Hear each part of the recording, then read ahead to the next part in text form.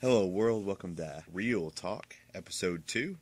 I'm your host, Houston Whitehead, with co host, Kyle Patterson. and we are here to review three movies today, as usual. For our new release, we are reviewing the new Spider-Man movie. It's amazing. Yeah, the amazing Spider-Man. Well, maybe. Just contradicting.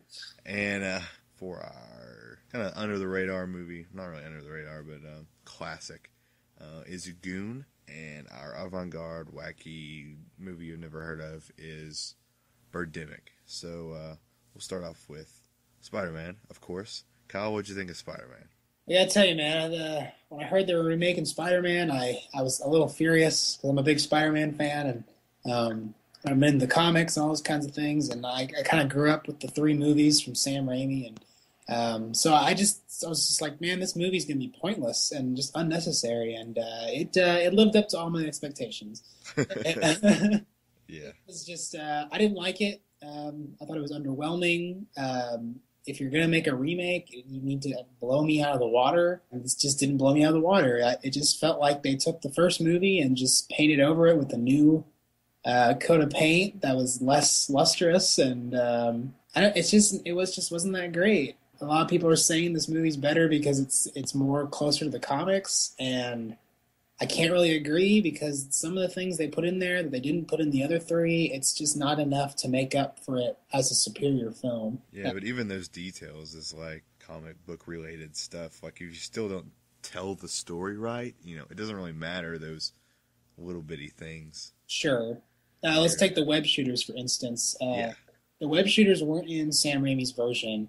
Instead, he had organic webbing, which I always thought was cooler, just as a personal preference. Yeah.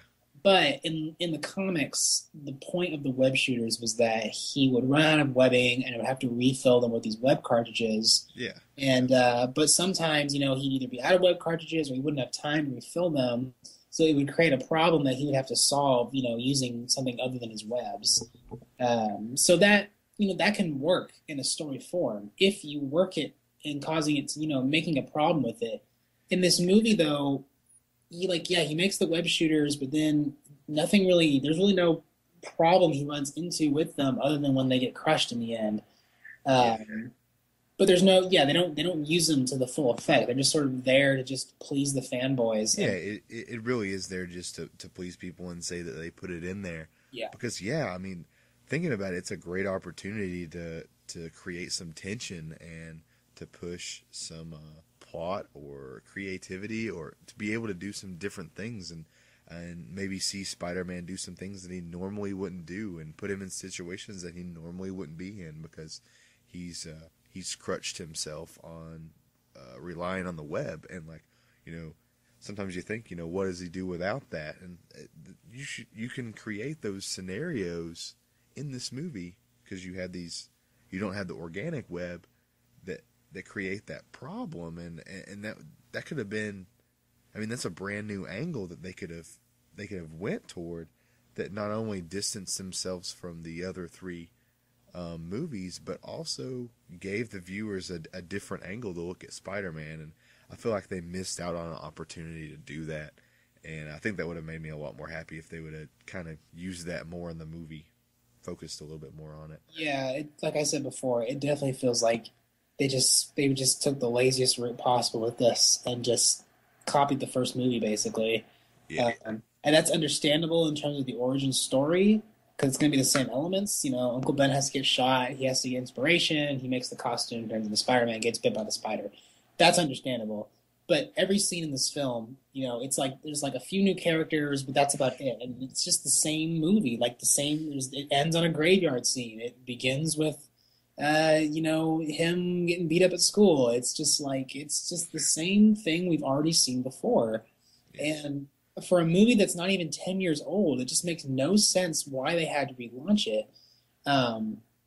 So my biggest problem with this movie overall, my biggest complaint is the tone, because what they're trying to do with this movie is they're trying to play it more straightforward than they did with the Sam Raimi film. And in Sam Raimi's film, he definitely stuck more to what I think Spider-Man is supposed to be, which is fantastic and amazing, and sort of just fun and high flying and colorful.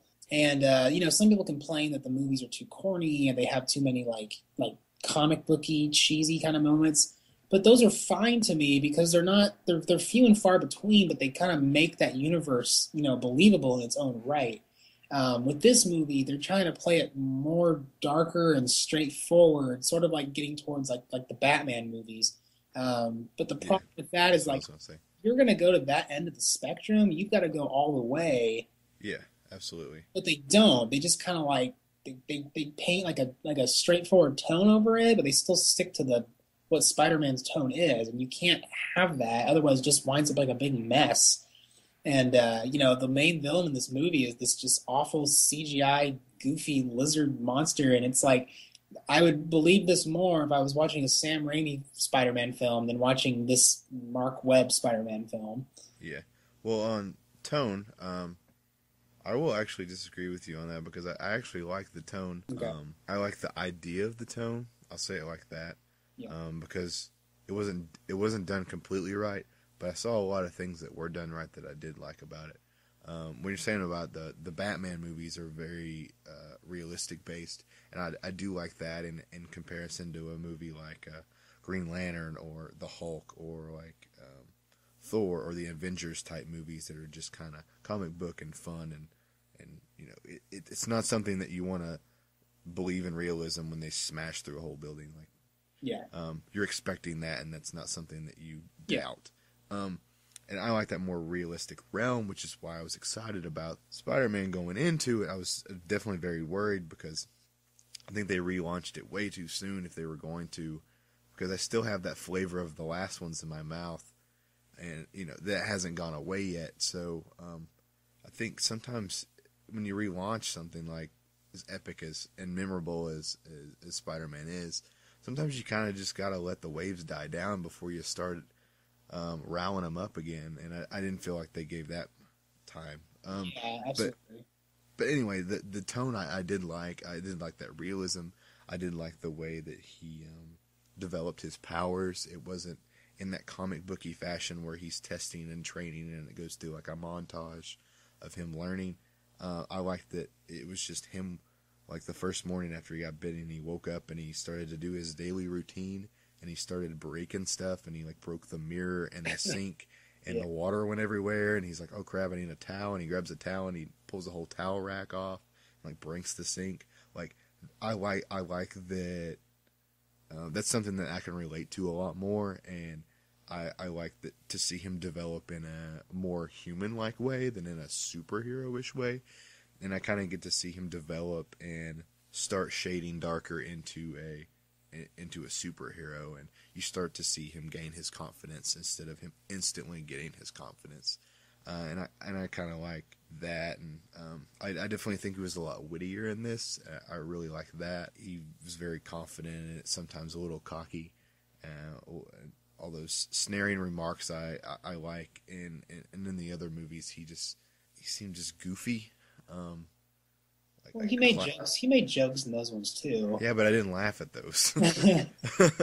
So I mean, it's just not my humor. Kind of like sarcasm, dickish humor. That's what I like, and that was more of this film than it was the other ones.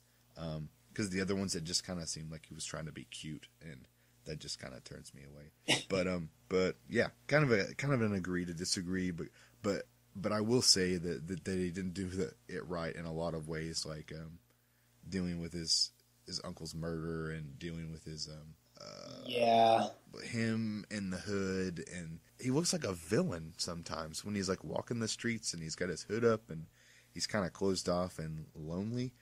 He doesn't. Yeah, it's kind of just attack on his. Kind of sticks to the shadows, and sometimes it just seemed a little villainish. Yeah, I thought that at some points in his acting, he just seems like a jerk in this movie, and yeah. It's just it was too out of character for me, and I really wasn't satisfied with this Peter Parker. And I know a lot of people don't like Tobey Maguire, but I feel like Tobey Maguire is more believable as Peter Parker than this guy, than Andrew Garfield.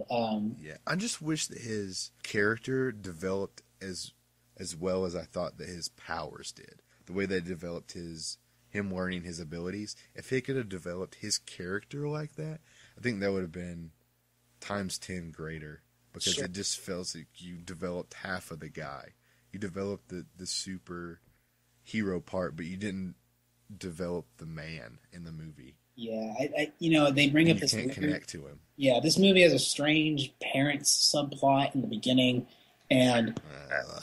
I think it's their attempt to string you along for more movies, but it's just such a weak story that really has nothing to do with Spider-Man in the long run, and it just kind of like I don't know. They bring it up and they drop it halfway, and the same thing happens with Uncle Ben. It's like all the important things that were supposed to be important to this character in this film are just glossed over just to get to the action scenes, and it's dumb. It's bad storytelling, and especially with the Uncle Ben scene. That's like the biggest part of Spider-Man's origin, even more so than his spider bite.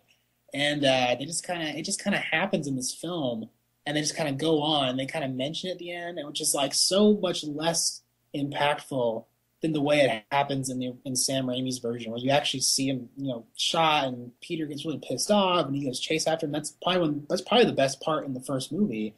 In this movie, it just seems like just a scene. It's just a scene in the film, and it just doesn't feel like the same. Yeah, but I don't think it's right to just try to string you along like that. Like, you know how you get me to watch the second movie? Make the first one good. Yeah, Like, that's how you get me to watch another movie. yeah, You don't give me these curious questions. I don't want to watch Lost. There's a reason I didn't watch that TV show. It's dumb. You answer 2 questions and give me 15 more. I yeah, don't want that. I don't want that in a movie. I definitely don't want that in a movie when they make them once a year. You know, absolutely. at least Lost, I get to see the new one next week, or wait 3 months for the next season to come out. This is a whole year I gotta wait if you strung me along.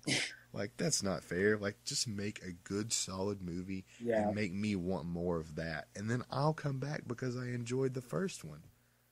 I think it's that assumption that now that all these movies, there's just like a big business now. It's like, hey, you keep paying us this money to make these films, so we're gonna Yeah. assume that you want 15 of them. Well, half the people that go see Spider-Man go to see Spider-Man because it says Spider-Man in the title, not and, yeah, because and it's supposed to be a good movie, and they don't go into it the way that we do. They're just like, I get to see Spider-Man beat up bad guys. I will pay money to see that. yeah, and it's like this movie. I hate to tell you guys, but I don't really think it was made because they were trying to appeal to the fans more. It was made to make more money and It was to appeal to your wallet. yeah, to keep the license alive. So Yeah. I don't know. Let's see. More negatives. Let's just stay on negatives. This will. It's a long list. Okay, Yeah. more negatives for me. I wasn't happy with the casting for the most part. I already said about that. The only casting I liked was Gwen Stacy as Emma Stone as Gwen Stacy. She does a good job, and her dad Dennis Leary playing Captain Stacy. Those two are the best acts in the film for me. Probably because they were the most original characters in this whole thing. We've never really seen these people done correctly before, and they did a good job with the material they were given. But ultimately, they don't. Two good characters doesn't make up for a whole film. Yeah, you still don't care about them. Yeah, at the end of the day, when Dennis Leary died, it's like I already knew he was going to die just based on my comic knowledge, but it's just kind of like, I don't care about his death. He dies from a cartoon monster. I just don't care. Yeah, that looks bad. That's another complaint is the lizard. This villain is just awful. I mean, he's not. Oh, let me start this one. It's the way that they did him. Yeah, you go ahead and start it. Oh my gosh, this is just my worst. This is negative number 1. CGI is something that I can be very picky about, and it was an industry that I was going to go into in school, so I guess that's just kind of where my critic jerkiness came from. But the lizard in this movie is just horrendous. My ideal image of the lizard, it's grown up in the 90s and the 80s and 90s cartoon of Spider-Man. It was a sly, slender, quick, agile, sneaky lizard. He had a reptilian-looking skin.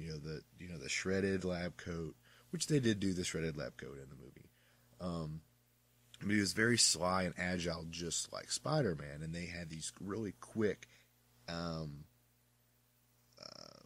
want to say gymnastic-like battles, where they could bounce and jump off things and whatnot. In this film, he is made as a brute.